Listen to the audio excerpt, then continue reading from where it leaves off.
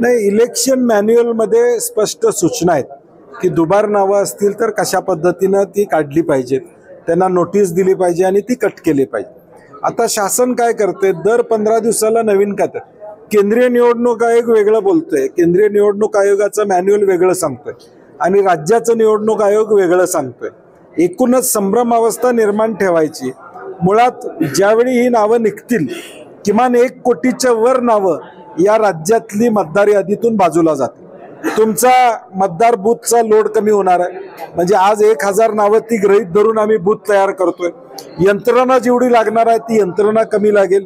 आणि म्हणून आमची विनंती आहे की त्यांच्याकडे सॉफ्टवेअर आहे, सॉफ्टवेअरमध्ये आम्ही जर राजकीय पक्ष जिल्ह्याचं आणि महाराष्ट्रातली दुबार नावं हुडकून काढत असू तर तुम्हाला अधिकृत काढायला काय अडचण आहे।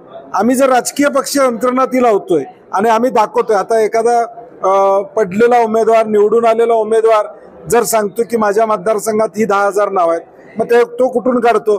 तुम्ही दिलेल्या डाटावरूनच काढतो ना, तुम्ही दिलेल्या याद्यावरूनच काढतो। मग तुम्हाला का जमत नाही? आमचं म्हणणं ते आहे की निवडणूक आयोगानं स्वतः एक्सरसाइज करावा।